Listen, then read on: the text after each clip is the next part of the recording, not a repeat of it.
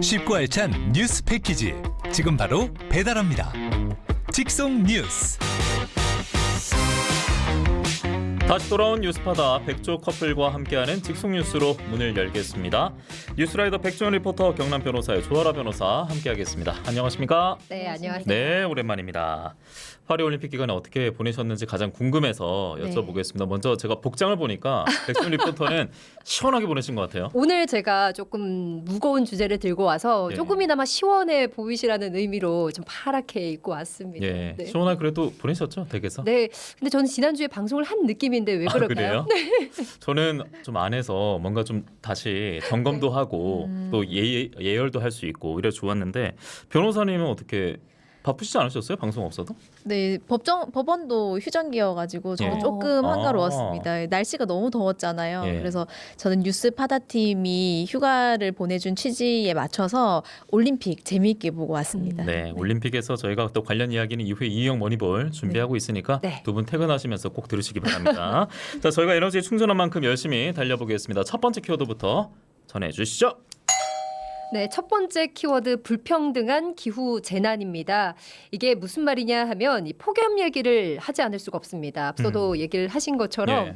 올여름 폭염 가히 역대급입니다. 그러니까요. 이게 우리도 덥다가 아니라 우리만 덥겠습니까? 다 덥고 너무 심하고 네. 사실 밤낮으로 약간 풀리는 모양새는 요즘 그 기미는 보이고 있는데, 그럼에도 너무 살벌한 더위지 않습니까? 맞습니다. 올여름 폭염 일수가 13.6일, 여기에 갈수록 더 늘어날 전망인데요. 지난달 폭염으로 잠 못 드는 밤 열대야 일수도 8.8일로 30년 만에 최장 기록을 갈아치웠다고 합니다. 예. 이 종전까지 1위였던 1994년 7월보다 열대야가 더 길게 나타나고 있는데요. 이 밤낮으로 푹푹 찌는 이 날씨가 이어지면서 올해 역대 가장 더운 해로 꼽힐 가능성도 지금 제기되고 있습니다. 제가 이러다 보니까 우려가 되면서 궁금해졌던 게 온열 질환자 수, 좀 전국적으로 우리가 주목해봐야 되지 않을까 싶더라고요. 맞아요. 이제 질병관리청에 따르면 온열 질환자 수가 지난 7일까지 2,000명 선이었는데요. 그런데 오늘 다시 보니까 지난 10일 발표 기준으로 그 사이에 2,200명대로 늘어났습니다. 이 중 사망자가 20명인데 전국에서 경남이 6명으로 가장 많았고요. 게다가 지난 7일 경남 산청과 창녕에서 고령의 농민 2명이 이 농사일 도중 숨졌는데요. 이분들은 사망 이후에 발견이 됐기 때문에 이 질병관리청 온열 질환자 통계에는 포함되지 않았습니다. 예, 저희가 화면으로 이제 발생 현황을 보여드렸는데 마침 우리 휴가 기간 때 특히나 좀 많이 발생을 했던 것 같습니다. 네. 그리고 또 아예 없어야 할 안타까운 사망 소식까지 전해졌고, 맞습니다. 이 가운데 우리 지역민 피해가 또 유독 컸고, 네. 이유는 어떻게 분석이 되고 있을까요? 올여름 중부지방 같은 경우는 비가 좀 많이 왔잖아요. 이제 장마가 제법 길게 이어졌습니다. 그런데 경남 같은 경우는 이제 상대적으로 비가 적게 내려서 폭염이 더 피해가 심각하다라는 얘기가 나오고 있는데요. 예. 이런 가운데 폭염으로 쓰러지는 사람들 또 가운데서는 유난히 또 취약계층이 많습니다. 그렇죠. 예. 예, 그렇다 보니까 자연스럽게 이제 사는 곳에 따라 또 살림 형편에 따라 폭염 체감도가 다르다는 이 불평등, 불공평하다는 얘기가 나오고 있고요. 이 불평등한 기후 재난이란 키워드가 여기서 나왔습니다. 예. 기상청 관측 이래, 그리고 뭐 전례 없는 이런 수식어가 따라 붙다 보니까 폭염이 이제 여름 기간에 우리가 직면할 수 있는 자연 현상이 단순한 자연 현상이 아니라 이건 좀 재난으로 봐야 되지 않느냐, 네. 좀 이런 생각이 들더라고요.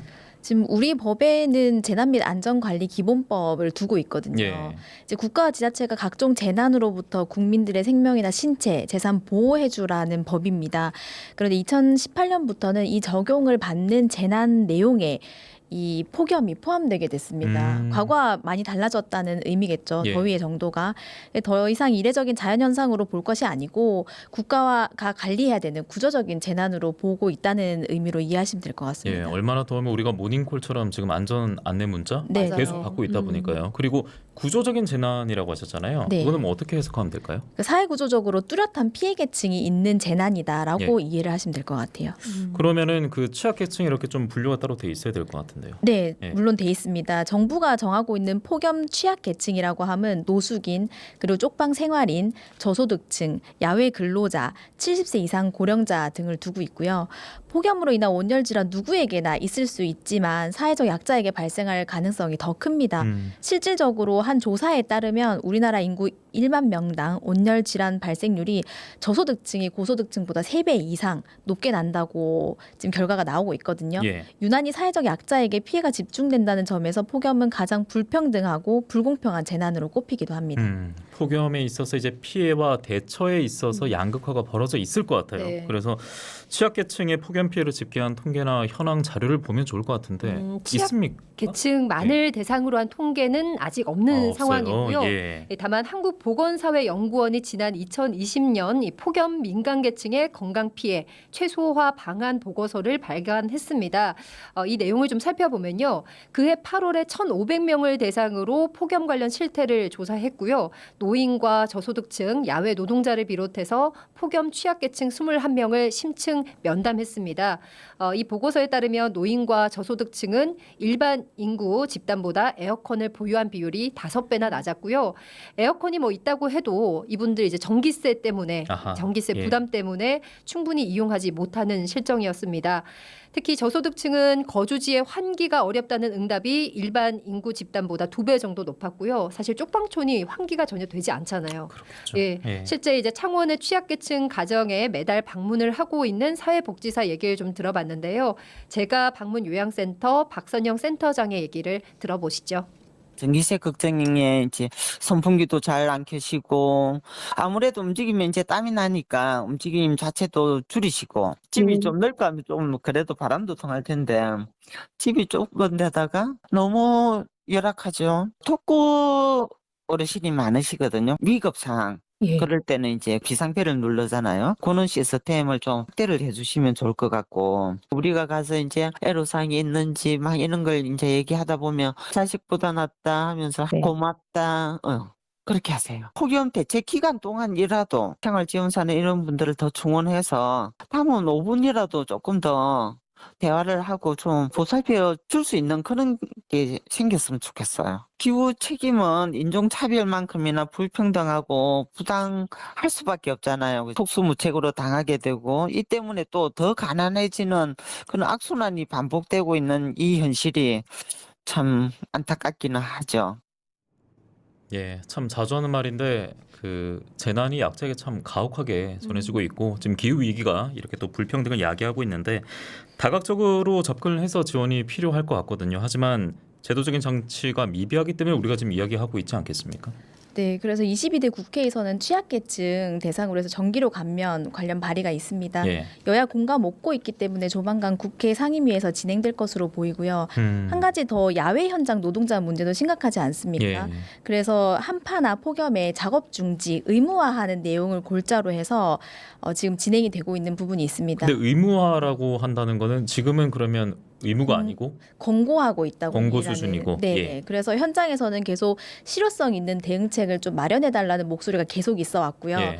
지금 뭐 고용노동부에서는 지금도 규정이 있는데 좀 불필요한 것 아닌가 하는 이견이 있는 상황인 것 같습니다. 그래요. 실제 현장에서는 뭐 딱 몇 도 되면 우리 시자 이것도 쉽지 네. 않을 것 같고 밀린 업무도 있을 네. 텐데 맞습니다. 공사라는 네. 게 기한이 늘 있기 때문에 쉬운 그러니까요. 문제는 아닌 것 같습니다. 이 말을 하고 있는데도 오늘 경남에 폭염특보가 내려졌고 30도는 네. 거의 지금 우리 우려를 비웃듯이 웃돌더라고요. 그래서 이 가운데 이제 재난인 폭염의 피해가 취약계층에 더 집중되고 있다라는 사실을 짚어드렸고요. 관심과 연대가 중요한데 이것만으로 이분들에게 그늘이 되기에는 역부족일 것 같습니다. 그래서 지금의 폭염 사회에서 사회 안정망 구축 자체가 촘촘하게 이루어져야 할 텐데 앞서 뭐 정치권에서 논의되고 있다고 하셨습니다만 최근에 이 정쟁을 봤을 때는 과연 최우선될 법안일지는 저는 네. 기대보다 우려가 더 많이 돼서 걱정입니다. 자, 그래도 기대를 해보겠고요. 자, 다음 소식 가보겠습니다.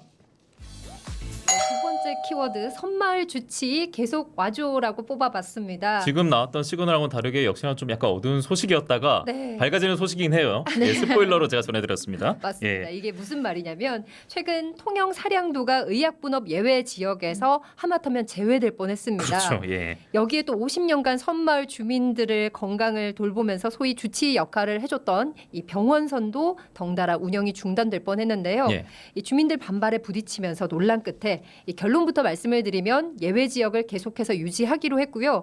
다행스럽게 병원선도 운행하기로 했습니다. 네, 그래서 주민들이 걱정을 했다가 그 걱정을 지금 한시름 덜어놓은 상황이긴 한데, 자, 병원선 말씀하셨잖아요. 네. 그러니까 배로 이동하는 병원 뭐 이렇게 받아들이면 될 것 같은데, 섬이다 보니까 이제 섬 지역 찾아가서 진료 서비스를 제공한다. 네. 이런 선박이다 이렇게 보면 되겠죠. 맞습니다. 이 네. 경상남도 병원선은 지난 1973년부터 의료 환경이 취약한 도서 지역을 한 달에 한 번씩 찾아다니면서 진료 서비스를 제공해 왔습니다. 뭐 지금도 통영, 사천, 거제를 비롯한 도내 7개 시군의 40여 개 섬 지역 주민들을 대상으로 내과, 치과, 한의과 진료를 하고 있는데요. 지난해 도내 병원선 이용률을 보면 특히 통영 사량면 주민들이 전체 34%를 차지했습니다. 야, 이게 지금 보고 듣고 있는 분들은 도시에 계시다면 네. 저게 실화인 걸 텐데 실화고요. 맞아요. 그리고 실합니다. 통영 사령도 같은 경우는 의료 시설이 그만큼 열악하다. 이걸 좀 방증하고 있는 뉴스입니다. 네, 이분들에게 이제 병원선은 절대적입니다. 그리고 또 이제 사량도의 유일한 의료기관이 사량면 보건지소인데요. 예. 이 보건지소로 가는 마을버스 배차 간격이 2시간에 한 대입니다. 이게 참 놀라워야 되는데 놀랍지가 않은 네, 현실입니다. 그리고 외곽 예. 지역 같은 경우는 왔다 갔다 하면 4시간이 걸리는 거죠. 어이구. 네, 그렇다 보니까 주민들 불편이 정말 많았습니다. 또 섬마을 주민이 약 720명 정도인데 이 가운데 92%가 60세 이상, 그리고 주민 3명 중 1명이 80세 이상이라고 합니다. 그렇다 보니까 병원선은 이곳 어르신들에게 왕진을 오는 소위 주치 개념이었고요. 그런데 올해 2월에 보건지소 근처에 약국이 개원했습니다. 예. 그러면서 이제 갑자기 의약분업 예외 지역이 지정이 취소가 됐고요. 그리고 덩달아 병원선 운행도 중단하기로 되면서 문제가 됐던 겁니다. 통영시의회 김혜경 의원의 이게 얘기 들어보시죠.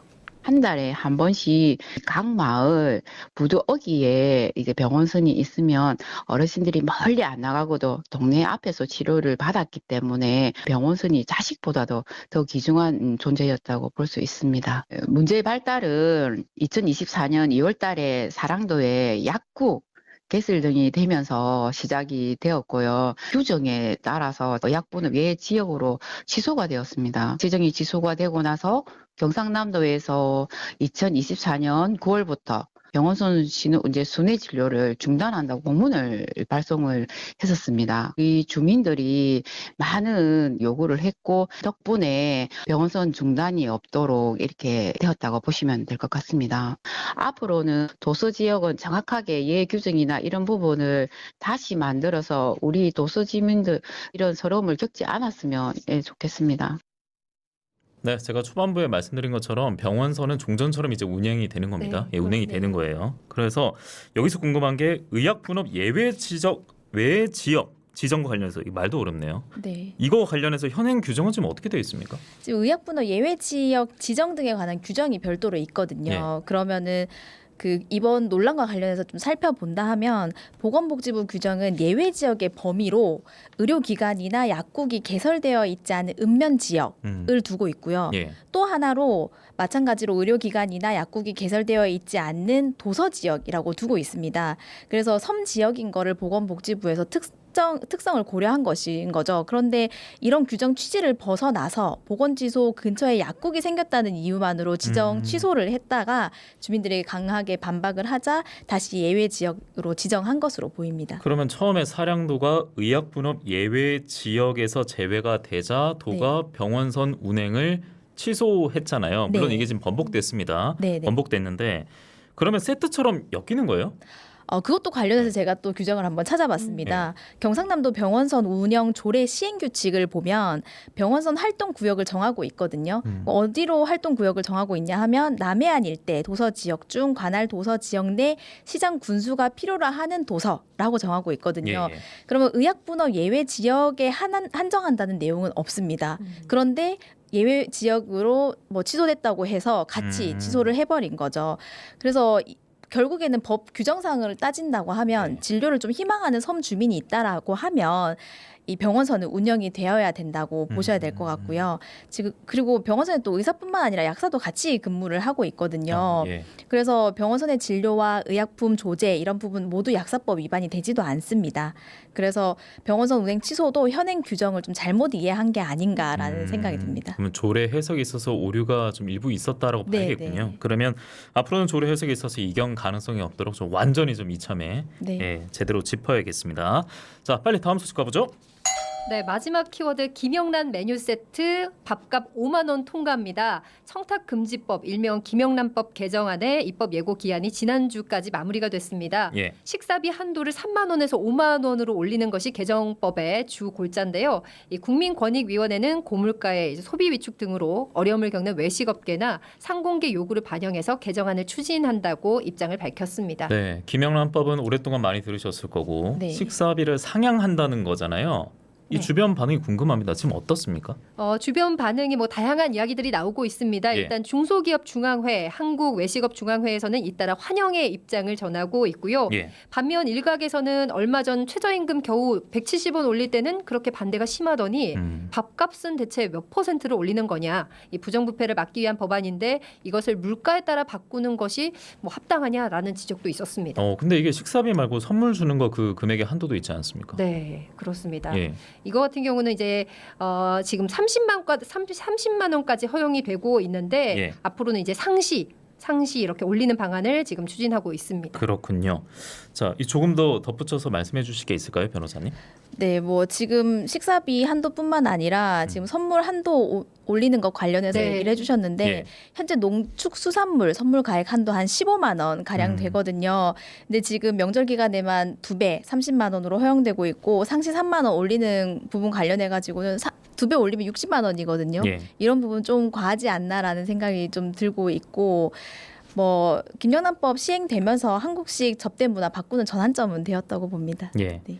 농수산물 가공품 선물 가액을 상시 30만 원으로 올리는 건 아직 포함되지 않았다. 네, 그 내용 포함되진 예, 않았습니다. 이렇게 정리를 해드리겠습니다.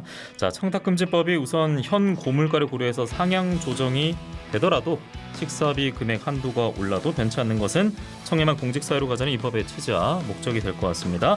직송뉴스 조아라 변호사, 뉴스라이더 백지원 리포터와 함께했고요. 뉴스파다는 전하는 말씀 듣고 돌아오겠습니다. 오늘 고맙습니다. 네, 고맙습니다.